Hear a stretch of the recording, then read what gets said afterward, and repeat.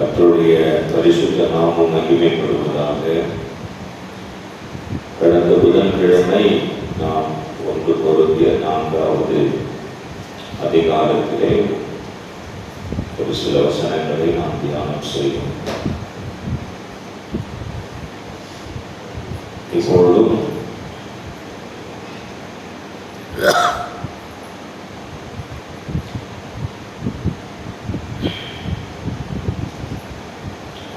வசனங்களை நான் படிக்கிறேன். சகோதரரே, எழுதப்பட்டதற்கு மிஞ்சி என்ன வேண்டாம் என்று நீங்கள் எங்களாலே கற்றுக்கொள்ளவும்,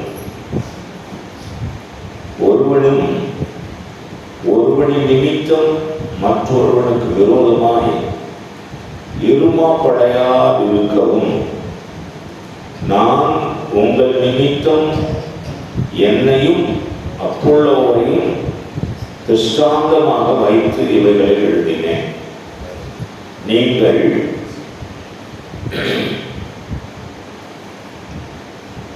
ஒருவனும் தன்னை குறித்து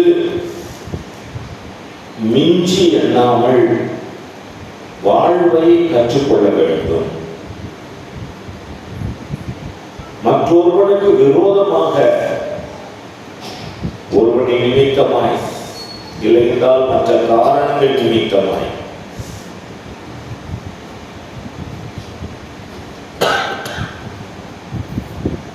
யாரும் யாருக்கும் விரோதமாய் இருமாப்படைய கூடாது என்கிறதையும் இங்கே பதிவிடுகிறார்.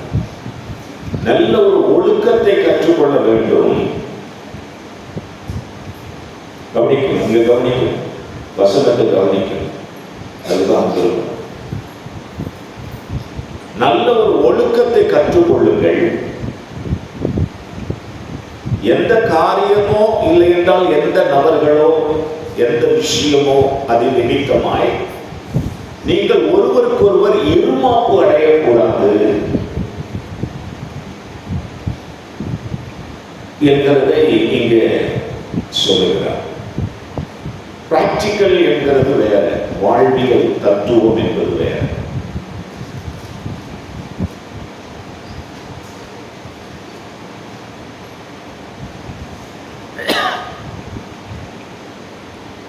நான் சிறு பையனாக இருந்த போது எங்கள் வீட்டில் மொத்தம் 7 பிள்ளைகள் என்று சொன்னேன். பெரியவர்கள் 2 பேர், ஆயா தாத்தா அவங்க உண்டு, மற்றும் உறவுகள் உண்டு.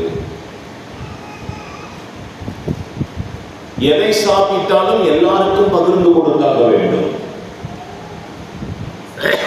இதற்கு முழு உத்தரவாதம் அந்த குடும்பத்தை சுதந்திரம் நடத்துகிற அந்த தாயிடத்திலே அந்த பொறுப்பு உண்டு. அல்லேலூயா. இதுல எந்த குறை இருந்தாலும் அந்த தாய், ஆமென், இல்லை என்றால் பாட்டி இருப்பார்கள். பாட்டியுடைய கண்ட்ரோல் இருக்கும், அம்மாவுடைய கண்ட்ரோல் இருக்கும். எந்த ஒரு சிறு பொருளாக இருந்தாலும் அது எல்லாருக்கும் போய் சேர வேண்டும். அல்லேலூயா. கவனிக்கும். பழைய ஆட்களுக்கு தெரியும், புது ஆட்களுக்கு அது தெரியாது. பழைய ஆட்களுக்கு தெரியும், சோறு வடித்த உடனே அதை ஒரு சோறு தட்டுன்னு ஒன்று இருக்கும், அந்த தட்டில் கொட்டி என்ன பண்ணுவாங்க, ஆற வைப்பாங்க. எல்லாம் ஆற வச்சு 12 பேர் இருந்தாலும் 14 பேர் இருந்தாலும் 14 தட்டு வச்சு 14 தட்டுக்கும் சோறு போடுவாங்க. முதல்ல யார் யார் தட்டு யார் யாருன்னு தெரியும். அப்பாவுக்கு எந்த தட்டு, மாமாவுக்கு எந்த தட்டு, பெரிய பையனுக்கு எந்த தட்டு, கடைசி பையனுக்கு எந்த தட்டுன்றது அம்மாவுக்கு தெரியும். அதுக்கு ஏற்றார் போல எல்லாருக்கும் சோறு போடுவாங்க. போட்டு அதுக்கப்புறம் குழம்பு ஊற்றி எல்லாருக்கும் ஒரே நேரத்தில் எல்லாருக்கும் கொடுப்பாங்க. இன்றைய நிலை அது அல்ல. வாழ்வியலை நாம் வாழ்வியலின் தத்துவத்தை கடைபிடித்தால்தான் நம்முடைய வாழ்க்கை பரிசுத்தமாக இருக்க முடியும், பாதுகாப்பாகவும் இருக்க முடியும். பைபிள் எதுவும் படிச்சுக்கிட்டு தூக்கி மறைச்சு வச்சுக்கிட்டு போறதில்லை நம்முடைய வாழ்க்கை. அல்லேலூயா. எனக்கு 2 குழந்தைங்க, ஜெக்கோஸ் ஜெரி. இந்த ஃபுல் பீட்ல கூட ஏற்றது கிடையாது. ஏத்தனா பரிசுத்தம் கெட்டு போயிடுமா அப்படின்னு நீங்க கேட்கலாம். பரிசுத்தம் கெட்டு போகாது. எல்லா குழந்தைங்களும் அதே மாதிரி என்னால் ஏற்ற முடியுமா? முடியாது. எனக்கு தெரிந்த ஒரு பொருளை என் பிள்ளைக்கு நான் வாங்கி கொடுப்பேன். அது இன்னொரு பொருளுக்கு என்னால், இன்னொரு குழந்தைக்கு அதை என்னால் வாங்கி கொடுக்க முடியுமா? முடியாது. அப்போ வாழ்வியலின் தத்துவம் என்பது வேற, விசுவாச வாழ்க்கை என்பது வேற. கற்றுக்கொள்ளுங்கள். எதை கற்றுக்கொள்ள வேண்டுமோ அதை கண்டிப்பாய் கற்றுக்கொள்ள வேண்டும். சபை கூடி வரும்போது, கர்த்தருடைய பிள்ளைகள் ஒன்று சேர்ந்து வரும்போது அப்போஸ்தலன் பவுல் சொல்றார், ஒருவனுக்கு இடரலா இருந்தால் என்ன பண்ணாத, சோறு கூட திங்காதான்றார். ஏன்னா ஒருத்தன் பசியா வந்து உட்கார்ந்து இருப்பான், அவனுக்கு முன்னால கொடுக்க முடியுமா? கொடுத்துட்டு வேணா சாப்பிடு, தப்பு கிடையாது. இந்த சிறியரில் ஒருவனுக்கும், எவ்வளவு ஜாக்கிரதையான வார்த்தை. சிறியரில் ஒருவனை அற்பமாக எண்ணாதேன்னு சொல்லியிருக்கு. அதே நேரத்தில் இந்த சிறியரில் ஒருவனுக்கும் இடரலாக இருக்காது. என்ன சொல்ல வர்றாரு? சரியான ஒரு வாழ்வியலை கற்றுக்கொள்ள வேண்டும். இதுதான் இந்த ஒழுங்குக்கு மிஞ்சி நீ என்ன பண்ணாத, நினைக்காத, எண்ணாத. மிஞ்சின நீதிமானா நினைக்காத, மிஞ்சி நடக்காத, மிஞ்சி பேசாத, மிஞ்சி செயல்படாத. இதுதான் ஒழுங்கு, சட்டம், நீதி, பரிசுத்த பிரமாணங்கள், கட்டளைகள். இதற்கெல்லாம் இதை ஒபே பண்ணி, இதை கீழ்ப்படி, இதன்படி இரு. என்ன பண்ணாத, மிஞ்சி நினைக்காத, நடக்காத, எண்ணாத, மிஞ்சிடாத, கண்ட்ரோல் பண்ணு. வாழ்வியல் இதுதான், வாழ்வியல் தத்துவம் இதுதான். 4 பேர் அண்ணன் தம்பி இருக்கிறாங்கன்னா 4 பேருக்கும் எல்லாம் போய் சேரணும். குடு. அந்த வாழ்வியல் தத்துவத்துக்குள்ள அடங்கு. அதை மிஞ்சி நடக்காது, அது ஆபத்து, அது தீமையை கொண்டு வரும். உனக்கு ஒரு அண்ணன் இருக்கான், உனக்கு ஒரு தம்பி இருக்கான், உனக்கு ஒரு தங்கச்சி இருக்கான், இல்லை உன் தகப்பன் வயோதிப நிலையில் இருக்கிறான். ஒரு சட்டம் இருக்கு, ஒரு நீதி இருக்கு, ஒரு நீதி பிரமாணம் இருக்கு. அதுக்கு உட்பட்டு வாழ், அதுக்கு உட்பட்டு செயல்படு. பாஸ் என்ன சொல்லணும், அப்பா என்ன சொல்லணும் சொல்ல அதை கேட்காத, அடங்கு. அல்லேலூயா, அடங்கு. அப்போஸ்தலன் பவுல் எவ்வளவு தெளிவா நிறைய இடத்துல இருக்க, எல்லாம் எனக்கு சோத்திரம், எல்லாத்தையும் எனக்கு தெரியும், எல்லாம் செய்ய எனக்கு பலன் உண்டு, என்னால முடியும், ஆனா அவைகள் எனக்கு தகுதி இல்லைன்ற. நீ யாரு? நீ ஒரு பாஸ்டர். நீ யாரு? நீ ஒரு பாஸ்டருடைய மனைவி. நீ யாரு? 40 வருஷம் ஒரு விசுவாசி, இல்லைன்னா ஒரு மூப்பர், ஒரு நல்ல ஒரு மூப்பத்தி, ஒரு நல்ல சோதர ஆவிக்குரிய லீடர். உன் தகுதி என்ன? உன் யோகிதை என்ன? அந்த அந்த அந்த அந்த நபராக நீ நிற்கிறாயா? அதிலே நிற்கிறாயா? உன்னை நீ நிதானித்து அறி. நேற்றைக்கு விசுவாசியானது போல நீ நடந்து கொள்ளாதே. போன மாசம் ரட்சிக்கப்பட்டு ஞானஸ்நானம் எடுத்தது போல 30 வருஷம் 40 வருஷம் இருந்த விசுவாசி நடந்து கொள்ளாதே. ஊழியம் செய்கிறவன் அப்படி நடந்து கொள்ளாதே. கர்த்தர் உன்னிடத்தில் கொடுத்திருக்க அந்த விசேஷித்த ஆவி எங்கே? அந்த அழைப்பு எங்கே? அந்த தரிசனம் எங்கே? கடைசி வரைக்கும் நிலை நிற்பவனே 40 வருஷம் 50 வருஷம் ஊழியம் செஞ்சு விட்டு அடுத்த நிமிஷம் நீ விழுந்தாலும் நரகம்தான் என்கிறதை உணர வேண்டும். அது ஸ்டீபனா இருந்தாலும் அதுதான், யாரா இருந்தாலும் அதுதான். கவனிக்க வேண்டும். சரியான சத்தியத்தை உணர்வது ரொம்ப அவசியம். கற்றுக்கொள்ளுதல் அவசியம். கற்றுக்கொள்ளுங்கள், கற்றுக்கொள்ளவும் ஒருவனும் ஒருவனின் நிமித்தம் மற்றொருவனுக்கு ஒருவனின் நிமித்தம் மற்றொருவனுக்கு 3 பேர் வராங்க. கவனிக்க, 3 பேர் இங்க காணப்படுறாங்க. ஒருவனின் நிமித்தம் மற்றொருவனுக்கு என்ன பண்ணாத, அவனுக்கு விரோதமா இருமாப்பு கொள்ளாதே.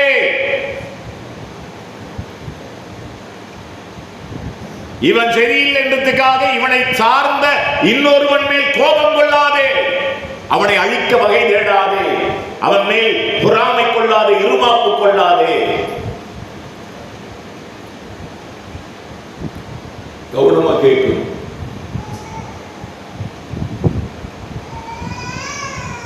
நாம் மிகவும் கவனமாய் நடந்து கொள்ள வேண்டும். நாம் யார்? நாம் தகுதியானவைகளை செய்கிறோமா என்கிறதை குறித்து நாம் மிகவும் கவனமாய் இருக்க வேண்டும். குழந்தைகள் முதல் கொண்டு வயோதிக நிலை வரை. அல்லேலூயா. குழந்தைகளுக்கு நல்லது கெட்டது எதுவுமே தெரியாது. பார்த்தது நல்லா ஆசைப்படும் குழந்தை. அதே மாதிரிதான் வயோதிக நிலையும் காணப்படும். இது கிடைப்பட்ட வயதுடையவர்களாக இருக்க நாம் மிகவும் ஜாக்கிரதையாக இருக்க வேண்டும். வயோதிக நிலையும் பார்த்தது மேலாம் ஆசைப்படும். எல்லாத்தையும் சாப்பிடணும்னு நினைக்கும். ஆனால் எல்லாம் சரி வராது. குழந்தைகளும் அப்படித்தான், எல்லாத்தையும் சாப்பிடணும்னு நினைக்கும்.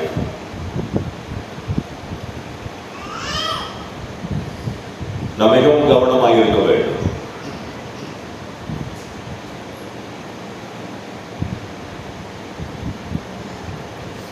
உன்னிடத்துல நேராக ஒரு காரியத்தை யாரும் திணிக்க மாட்டார்கள், சொல்ல மாட்டார்கள், பேச மாட்டார்கள். ஆனால் நீ நடந்து கொள்ளுகிற விதத்தின் நிமித்தம் உனக்கு வேறொரு வழியிலிருந்து தீங்கு விளைவித்து விடுவார்கள். மிகவும் கவனமாக இருக்க வேண்டும். அது உன் உறவுகளாக இருக்கலாம், உடன் பிறந்தவர்களாக இருக்கலாம், நண்பர்களாக இருக்கலாம், யார் வேண்டுமானாலும் இருக்கலாம். அதுதான் வசனம் சொல்லுகிறது. ஒருவனும் என்னதுங்க, மற்றொருவனுக்கு விரோதமாய் ஒருவனின் நிமித்தம் இருக்கு பத்தியா? அதுதான் செயல். இவனை எனக்கு பிடிக்கல, இந்த ஆளை எனக்கு பிடிக்கல, அந்த பையனை உண்டுலன் பண்ணிடணும். இந்த பாஸ் எனக்கு பிடிக்கல, அந்த பாஸுடைய பையனை அடிச்சிடணும். என் மாமியார் எனக்கு பிடிக்காது, அதனால மாமியாருடைய மகள் எனக்கு பிடிக்காது. ஒருவன் நிமித்தம், இந்த குழந்தையின் நிமித்தம் நான் அந்த தீமையை செய்வேன். இந்த நபரின் நிமித்தமாய் அவனுக்கு நான் தீமை செய்வேன். இந்த விஷயத்தில் நீங்கள் மிகவும் கவனமாக ஜாக்கிரதையாக இருக்க வேண்டும். இருமாப்பு கொள்ளாதீர்கள், கசப்பு உணர்வுகளை வளர்த்துக் கொள்ளாதீர்கள், தீங்கு செய்யணும் நினைக்காதீர்கள். நீ நன்மை செய்ய பிறந்தவன், நன்மை செய்யவே அழைக்கப்பட்டவன். நீ கடைசி வரைக்கும் நன்மைதான் செய்ய வேண்டும். அவன் உனக்கு தீங்கு செய்கிறான் என்று எண்ணி நீ தீங்கு செய்யக்கூடாது என்பதுதான் சத்தியம். அது விசுவாசியா இருந்தாலும் ஊழியக்கார் யாருக்கு, எல்லாருக்குமான நம்முடைய வேலை நன்மை செய்கிறவன், நம்முடைய வேலை ஊழியம் செய்கிறவன், நம்முடைய வேலை ஜெபிக்கிறவன், நம்முடைய வேலை சபை கூடுகிறதை விட்டு விடாமல் தேவனை பார்க்கிறவன், நோக்கி பார்க்கிறவன், சூழ்நிலைகளை பார்க்கக்கூடாது. அல்லேலூயா. கரங்களை வைத்து ஸ்தோத்திரம். அல்லேலூயா. சமீபத்தில் ஒரு நிகழ்வு, ஹஸ்பண்ட் அண்ட் ஒய்ஃப் குழந்தையோடு கூட 3 வயசு குழந்தை தூக்கிட்டு வராங்க சர்ச்சுக்கு, இதே சர்ச்சு. அப்போ கீழே இருக்கிற கடையில் 3 வயசுனா யாருன்னு யோசிக்கிறீங்க? நான் ரொம்ப நாள் முன்னாடி உள்ள கதையை பேசிக்கிறேன். அதில் இந்த கடை வந்து புதுசு. அப்போது சோதனம் ஒரு பொருள் வாங்குறாங்க. ஒரு பொருள் வாங்கிட்டு அப்போது கணவர் சொல்றார் மனைவி கிட்ட, வேண்டாம், சர்ச்சில் நிறைய குழந்தைங்க இருக்குது, வீட்டுக்கு போகும்போது வாங்கி போய் கொடு. மனைவி ஒத்துக்கலை. அப்போ கீழே சரியாயிடுச்சு 2 பேரும். இதுக்கு யார் இப்போ குற்றம் செய்கிறாங்க? யார் இதில் சரியாகிறாங்க? தாய்க்கு குழந்தை கொடுக்கணும்னு ஆசை, தகப்பனுக்கு இது மாதிரி குழந்தைங்க மேலே நிறைய இருக்கு. நீ சாப்பிட்றது, உன் குழந்தை சாப்பிட்றது, மற்ற குழந்தை வேடிக்கை பார்க்கும். சண்டை உண்டாகும், கருத்து வேறுபாடு உண்டாகும், பகம் உண்டாகும், பிரச்சனை வரும். நம்ம ஆராதிக்க போகிறோம், கர்த்தரை தேட போகிறோம், ஜெபிக்க போகிறோம். அதுதான் நோக்கம், அதுதான் சிந்தை. நமக்கு சண்டை உருவாக்கிட்டு போவதில்ல. எல்லாரும் விரும்புவோம். பெரியவங்களுக்கு கூட ஆசை இருக்கும், ஒரு சாப்பிடும் போது பார்த்தா வீட்டுக்கு போகும்போது வாங்கி போய் கூட குழந்தைக்கு. அந்த உணர்வும் அந்த புரிதலும் எல்லாருக்கும் கிடைக்கணும் பாருங்க. இந்த அதாவது ஒரு விஷயத்தின் நிமித்தமாக பல பேர் பாதிக்கப்படுவார்கள். இந்த இருமாப்பு ஒரு நாளும் நமக்கு வேண்டாம் என்கிறதை இந்த இடத்துல அப்போஸ்தலனாகிய பவுல் வலியுறுத்துகிறதை நாம் பார்க்கிறோம். அல்லேலூயா. கரங்களை வைத்து சொல்லுவோம் அல்லேலூயா. ஒரு வீட்டுக்குள்ள ஒருத்தர் உடம்பு சரியில்லாத இருக்கிற நேரத்துல எல்லாருக்கும் உடம்பு சரியில்லாத ஒரு சூழல் தான் அங்க இருக்கும். அன்பு இருந்தால் அவனுக்கு என்ன உடம்பு சரியில்லை, நம்ம போய் கறி வாங்கிட்டு வந்து சமைச்சு சாப்பிடுவோன்னு அதில் 4 பேர் சாப்பிட்டாங்கன்னா அது குடும்பம் நல்லா இருக்குமா? அப்படி யாருன்னா சாப்பிடுவாங்களா, விரும்புவாங்களா? விரும்ப மாட்டாங்க. அது குடும்பமும் கிடையாது. மனைவிக்கு உடல்நிலை சரியில்லை என்றால் கணவனுக்கும் அது உண்டாக வேண்டும். கணவன் உடல்நிலை சரியில்லைஎன்றால் மனைவிக்கும், இல்லைஎன்றால் மகனுக்கோ, பிள்ளைக்கோ, மருமகளுக்கோ, பேர பிள்ளைகளுக்கோ, யாருக்கோ ஒருவருக்கு பலவீனம் என்றால் முழு குடும்பமும் பாதிக்கப்படும். அந்த வழிகளை தாண்டி கொண்டு வாழும் என்பதுதான் சத்தியம். அதுதான் உண்மை. அப்படிதான் இருக்கணும். யாரோ ஒருவர் வேடிக்கை பார்க்கட்டும், வேடிக்கை பார்க்க பார்க்க நாம் வாழ்ந்து விடலாம் என்றால் அது சத்தியம் இல்லை. தேவனுக்கு விரோதமான பகை என்கிறதை நாம் உணர வேண்டும். மிகவும் கவனமாக நாம் உடுத்திக் கொள்ளுகிற உடைகள் முதல் கொண்டு நாம் அணிந்து கொள்ளுகிற அணிகலன்கள் வரை எல்லாவற்றுக்கும் தேவனுக்கு முன்பதாக நாம் எப்படி வேணாலும் வாழணும், வாழ்ந்துட்டு போயிடலாம், ஒன்றும் பிரச்சனை இல்லை. அவங்க இருக்காங்க, இவங்க இருக்காங்க, அந்த ஊழிக்கார், இந்த ஊழிக்கார், அந்த ஏதாவது. ஆனால் எல்லாம் கணக்கிலே வரும் என்பதை நாம் உணர்ந்து கொள்ள வேண்டும். எவ்வளோ ஜனங்கள் ஏங்குகிறது, எவ்வளோ ஜனங்கள் பசி பட்டினி வறுமையில் கிடக்கிறது, எவ்வளோ ஜனங்கள் தங்களை ஸ்தோத்திரம் மாய்த்துக் கொள்வதற்கும் தயாராக ஒன்றும் இல்லாத நிலையில் இருக்கிறார்கள். ஆனால் தேவனுடைய பிள்ளைகள் மிகவும் கவனமாக இருக்க வேண்டும். யாருக்கும் இடர்கள் இல்லாத வாழ்வை வாழ வேண்டும். எல்லாம் பரிபூரணமாக இருந்தாலும் நம்முடைய வாழ்வியல் மிகவும் எளிமையானதாக இருக்க வேண்டும். அதுதான் தேவன் விரும்புகிறார். கரங்களை வேட்டி கர்த்தரை ஸ்தோத்திரம் பண்ணுவோம். அல்லேலூயா. அதை தான் இங்கே சொல்றார். சரியான இந்த வாழ்வியலை கற்றுக்கொள்ளுங்கள். இருமாப்பு அடையாதீர்கள் தயவு செய்து. இவைகளை ஸ்தோத்திரம் உங்கள் நிமித்தம் என்னையும் அப்பொழுதையும் கிறிஸ்தாந்தம்னா என்னது? முன்மாதிரிகளாக எடுத்துக்காட்டாக வைக்கிறேன். எங்க வாழ்க்கை பாருங்க, என்ன மாதிரி இருங்க சிஸ்டர் அப்படின்னு சொல்லணும். நான் என்ன செய்யணும்? பிரதர் என்ன மாதிரி இருங்கன்னு நான் பிரசங்கம் பண்ணணும். பவுல் மாதிரி இருங்க பிரதர். யார் மாதிரி இருங்க சொல்லுங்க? பவுல் மாதிரி இருங்கன்னு சொல்லிட்டு போறதில்ல. பவுல் என்ன சொன்னாரு? பவுல் என்ன சொன்னாரு? நான் கிறிஸ்துவை பின்பற்றுகிறது போல என்ன மாடலை பாருங்க தயவு செய்து. இதை சொல்லாதவன் ஊழியக்காரனும் கிடையாது, இதை சொல்லாதவன் விசுவாசியும் கிடையாது. என்ன மாதிரி செய்யுங்க. நான் உண்மையாக இருக்கிறேன், அது மாதிரி இருங்க. நான் என் மனைவியை நேசிக்கிறேன், அது மாதிரி நேசிங்க. நான் என் பிள்ளைகளை நடத்தி இருக்கிறேன், நேசிக்கிறேன், அது மாதிரி செய்யுங்க. முன்மாதிரி இல்லாத வாழ்வியலை உடைய ஒருத்தரும் சாட்சி இல்லாதவர்கள், சாட்சி இல்லாதவர்கள், பரிசுத்தம் இல்லாதவர்கள், பரிசுத்தம் இல்லாதவர்கள் திருச்சபையில் சொல்லுங்க சத்தமா நிலை நிற்காதவர்கள். ஒரு நாள் நீ எப்படி இருந்த, இன்னைக்கு யார் என்றதுதான் முக்கியம். இன்னைக்கு நீ யாரா இருக்கிறன்றதுதான் முக்கியம். இன்னைக்கு நீ ஜெபிக்கிறியா? இன்னைக்கு வேதம் வாசிக்கிறியா? இன்னைக்கு கர்த்தருடைய நேரத்தை கர்த்தருக்கு கொடுத்தியா? இன்னைக்கு கர்த்தரோடு கூட வாழ்ந்தியா? அல்லேலூயா, அல்லேலூயா. ஆண்டவர் ஒரு வீட்டுக்கு போகிறார். அந்த வீட்டுல 2 சகோதரிகள். எந்த வீடு? 2 சகோதரிகள். அங்க போனார். ஒரு சகோதரி தேவ பாதத்தில் வந்து உட்கார்ந்தார். ஒரு சகோதரி எதை தேவன் கனப்படுத்தினார்?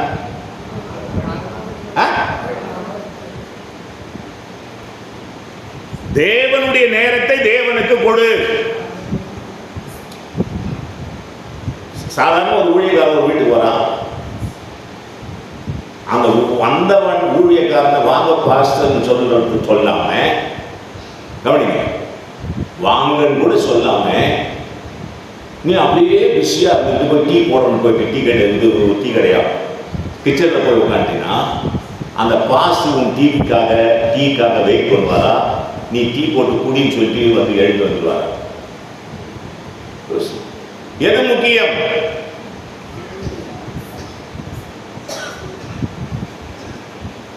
உன் முன்னிலைமை விட உன் பின்னிலைமை கேடு உள்ளதாக மாறாதபடி நீரஞ்சாக விசுவாசத்தை காத்துக் கொள்ள வேண்டும். விசுவாசத்தை காத்துக் கொள்ளாதபடிக்கு பிரச்சனைகள் நடக்கும். பிரச்சனைகள் நடக்கும், வரும். ஆனால் அவைகள் மத்தியில் தான் எதை காத்துக் கொள்ள வேண்டும்? அல்லேலூயா. கரங்களை உயர்த்தி சொல்லு, அல்லேலூயா. ஆமா, திருடர்கள் கண்ணமிட்டு திருடுவார்கள். அவர்கள் மத்தியிலே உன் பொருளை நீ பாதுகாக்க வேண்டும். திருடன் திருடவும் கொள்ளவும் அவன் வருவான். ஆனாலும் உன் விசுவாசத்தை நீ காத்துக்கொள்ள வேண்டும். உன் பொருளை நீ காத்துக்கொள்ள வேண்டும். உன் சரீரத்தை நீ காத்துக்கொள்ள வேண்டும். உன் வாழ்வியலை நீ காத்துக்கொள்ள வேண்டும். இந்த நல்ல முன்மாதிரிகளை கற்றுக்கொள்ளுங்கள். எங்களை திருஷ்டாந்தமாக வைக்கிறோம். எங்களை பாருங்க. அல்லேலூயா. எல்லாத்துக்கும் முன்மாதிரியா இருக்கணும். நமக்கு எல்லாம் இருக்கலாம், இருக்குதுன்றதுக்காக எல்லாருக்கும் முன்னாடி எல்லாரையும் வெறுப்பேற்றுற மாதிரி வாழக்கூடாது. ஹலோ, புரியுதா? எல்லாரையும் வெறுப்பேற்றுற மாதிரி வாழ்ந்துடக்கூடாது. ஆமென்.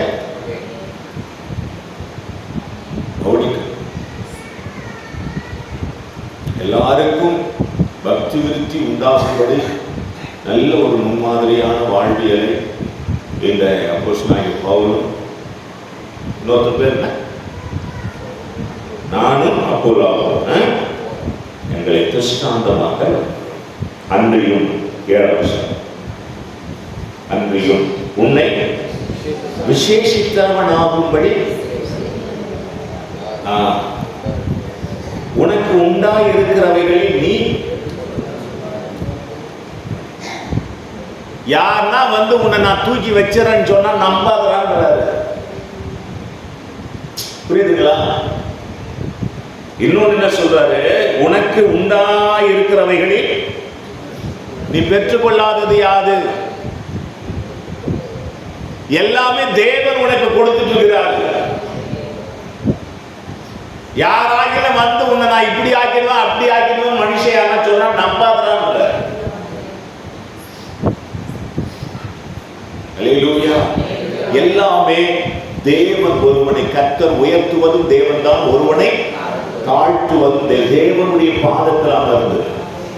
ஆமா, கர்த்தருடைய பாதத்தில் அமர்ந்து கர்த்தர் ஏற்ற காலத்தில் உயர்த்தும்படி அவருடைய பலத்த கரத்திற்கு அடங்கியது.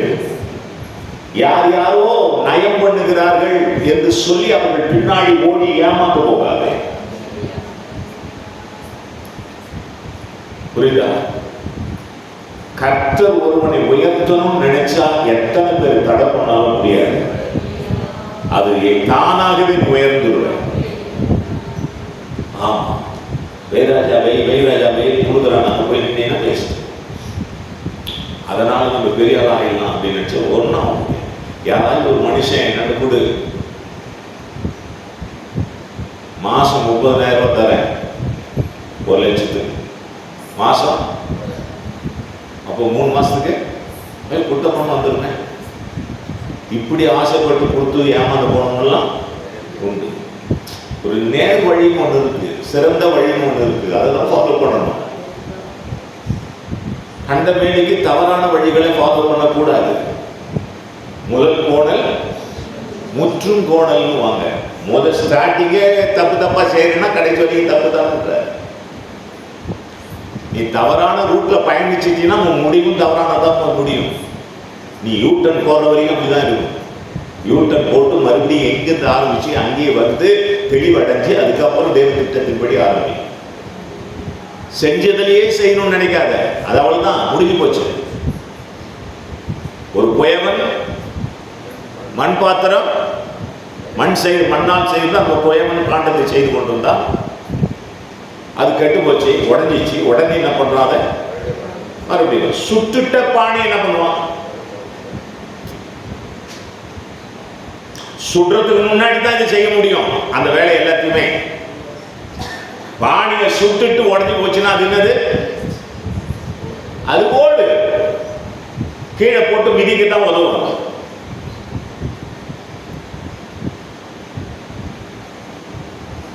அப்போ நம்முடைய வாழ்வியல் ஒழுக்கம் நிறைந்ததாக இருக்க வேண்டும். யாருக்காகிலும் அதை செய்யாதே, அது ரொம்ப முக்கியம். அல்லேலூயா. ஆமா, 7வது வசனத்துல நீ பெற்றுக்கொள்ளாதது, நீ பெற்றுக்கொண்டவனானால் பெற்றுக்கொள்ளாதவன் போல் ஏன் மேன்மை பாராட்டுகிறாய்?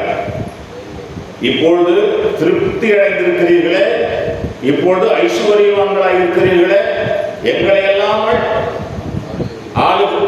ஆளுகிறீர்களே, நீங்கள் ஆளுகிறவர்களானால் நலமாயிருக்கும், அப்பொழுது உங்களுடனே கூட நாங்களும் ஆளுவோம். ஸோ இதனுடைய தொடர்ச்சியை அடுத்த வாரம் பார்க்கலாம். ஆனா இதனுடைய நோக்கம் என்ன சொல்றாருன்னா, கவனிக்கணும், எல்லாம் கவனிக்கணும். நீங்க உங்களை மிதமிஞ்சி நினைக்காதீங்க, எல்லாம் தேவனுடைய கிருபையினால நம்ம வாழ்ந்துட்டு இருக்கிறோம். யாருக்கும் இடரலா இருக்காதீங்க, வாழ்வியை ஒழுக்கம் நிறைந்ததாக கற்றுக்கொள்ளுங்க, நீங்கள் உயர்த்தப்படுவீங்க. அந்த நேரத்தில் மிகவும் ஜாக்கிரதையாக வருகிற காலத்தில் அடுத்த வாரத்தில் இந்த வசனங்கள் வரும். மிகவும் கவனமாக இருங்க. பணம் வரும், பொருள் வரும், ஆசீர்வாதம் வரும், உயர்வு வரும், மேன்மை வரும், கார் வரும், எல்லாம் நல்ல வீடு வரும், வாசல் எல்லாம் வரும்.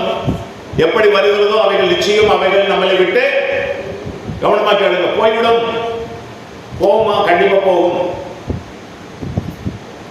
இந்த பூமியில வீடு கட்டி, கவனிங்க, வீடு கட்டி நிரந்தரமாக தலைமுறையாக வாழ்ந்ததாக சரித்திரமே கிடையாது. அல்லேலூயா.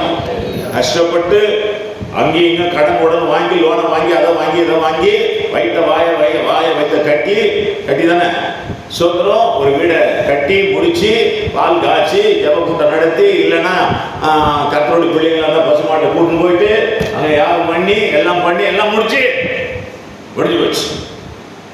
முடிஞ்சு தாத்தா செத்தாரு, அடுத்தது அப்பா செத்தாரு, பசங்க 3 பேரோ 4 பேரோ சண்டை போட்டு, டேய் அந்த ரூம் எழுந்து இந்த ரூம் எழுந்து போட்டு சண்டை போட்டு, கடைசியில் யாருக்கும் வேணாம். அந்த மனைவிங்க ஆலோசனை கொடுப்பாங்க, எங்க வித்துட்டு நம்ம அங்கே போயிடலாங்க, எங்கள் அம்மா விட்டாங்க அப்படின்பாங்க. அப்புறம் அந்த விட்டு மொத்தமாக கல்வி போயிடும், முடிஞ்சு போச்சு. இதுதான் வாழ்க்கை. இதுல பெருமை பாராட்டி கொள்ள ஒண்ணுமே கிடையாது. அல்லேலூயா. நான் சின்ன பையனா இருந்த போது எங்க வீட்டுல கூரை வீடு, ஓலையால் வயப்பட்ட கூரை வீடு, சுத்தி மண் சுவர். மண்ணு சுவர்லயே கூட 4 அடி 5 அடி மண் சுவர் கட்டினா ரொம்ப ஏழை, 8 அடி 10 அடி மண் சுவர் கட்டினா பெரிய பணக்காரன். அது கூட கட்டி விடுவாங்க. அது என்ன மண்ணால் கட்டப்பட்ட வீடு. இதுக்கு கூட பெருமை இருந்தது அந்த காலத்திலேயே. நல்லா யோசிச்சிருக்கு. எங்க ஊர்ல எங்க தெருவில் ஒரே ஒரு வீடு மட்டும்தான் பெரிய வீடு, பெரிய பெரிய தூண்களான வீடு. அவங்களுக்கு லேண்ட் அதிகம், எல்லாமே. ஆனால் இன்றைக்கு எல்லா வீடுகளும் உயர்ந்திருக்கிறது. அந்த வீடு ஒருவர் கூட வாழ முடியாத அளவுக்கு எல்லாம் தாழ்ந்து போய் உடைந்து போய் கிடக்கிறது. என் கண்ணால நான் பார்த்த காலத்தில் நடந்தது. இதான் வாழ்க்கை. இதில் பெருமைப்பட ஒண்ணுமே கிடையாது. அவன் இவ்வளவு வச்சிருக்கிறான், இவன் இவ்வளவு வச்சிருக்கிறான், இவன் கட்டி போட்டான், அவன் கட்டிக்கிறான், ஒண்ணுமே கிடையாது. ஒரு செங்கல் கூட அந்த இடத்துல இருக்கும், நம்ம இருக்க மாட்டோம். ஒரே ஒரு செங்கல் இருக்கு பத்தியா, அது கிடக்கும் 10 400 வருஷமா கூட கிடக்கும், 1000 வருஷம் கூட அந்த செங்கல் கிடக்கும். ஆனால் நாம் இருக்க மாட்டோம். இதுதான் நம்முடைய கருதி சொல்றோம். அல்லேலூயா. வாழ்வில் யாருக்கும் பங்கம் இல்லாம, யாருக்கும் பிரச்சனை இல்லாம, யாருக்கும் பிரச்சனை அதெல்லாம் அட்ஜஸ்ட் ஆகிடும். பிரச்சனை அதெல்லாம் ஆகாது. 2 பையனுங்க வச்சுக்க, 3 பையன் வச்சுக்க, ஒருத்தருக்கே சாப்பாடு கொடுத்துன்னு இன்னொருத்தர் என்ன பண்றான்னு பாரு, என்ன நடக்குது பாரு. அடுத்தது இதான் உலகம். புரியுதா? சின்ன சின்ன சண்டை. ஒரு சர்ச்சுக்குள்ள சின்ன வயசுல சண்டே ஸ்கூல் நடந்த காலங்களில் சோறு போடுவாங்க. சோறு போடும்போது ஒரு பையன் வந்திருக்கிறான். ஒரு கிராமத்தில் நடந்து முகப்பேரில் நடந்துன்னு வச்சுக்கோங்க, அங்கதான் நடந்து சோறு சாப்பிடணும் போது அப்பளம் வைக்கலையா அவனுங்க. என்னங்க சண்டை நடந்து எழுந்து போயிட்டான். பெரிய ரவுடி அப்பளக்காரனா மாறினான். சொல்றான், அன்னைக்கு மட்டும் அந்த அப்பளத்தை எனக்கு வச்சிருந்தாங்கன்னா நான் கிறிஸ்தவனா மாறிட்டு போனேன். அந்த அப்பளத்துக்கு சண்டைக்கு போட்டு வெளியே போனவன் பெரிய கொலைக்காரனா மாறினான். நீ நினைக்கலாம் சாதாரண அப்பளம், சாதாரண இந்த கடையில் இருக்கிற முட்டாயே இல்லை பாப்கார்ன் அப்படின்னு நினைக்கலாம். அதனால இடறி போறதுக்கு ஒரு ஆள்.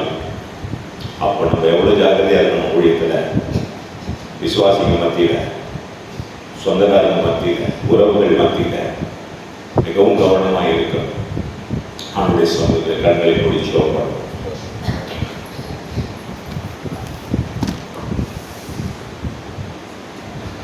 எங்களை நேசிக்கிற பரலோக பிதாவே, ஒரு விஷயம் கூட நம்முடைய கண்களில் எங்களை ஆழ்த்துவோம். நாங்கள் சரியான உபதேசத்தை, வாழ்வியலை, வாழ்க்கை முறையை கற்றுக்கொள்ள வேண்டும். பைபிள் படி கற்றுக்கொள்ள வேண்டும். எல்லாத்தையும் செய்யறதுக்கு எனக்கு அதிகாரம் உண்டு. நான் உடுத்திக்கொள்ள எனக்கு அதிகாரம் உண்டு. நான் சாப்பிட அதிகாரம் உண்டு. எங்க வேணுமானாலும் சாப்பிடுவேன். எல்லா அதிகாரமும் எனக்கு உண்டு. ஆனால் அவை தகுதி இல்லை, ஒழுக்கமானது இல்லை. என்னை போல பெண்கள் உண்டு, என்னை போல சகோதரர்கள் உண்டு, என்னை போல என் வயதுடைய பலவீனமானவர்கள் உண்டு. நான் ஒருவன் செய்கிற ஒரு காரியத்தை நிமித்தம் மற்றவர்கள் இடரக்கூடாது. எனக்கு தான் 60 வயசு, 65 வயசு, 70 வயசுன்னு இல்லை. என் வயசு உள்ளவங்க இன்னும் இருக்காங்க. எனக்கு தான் வாலிப வயசுன்னு இல்லை. என் வாலிப வயசு உள்ளவங்க இருக்காங்க.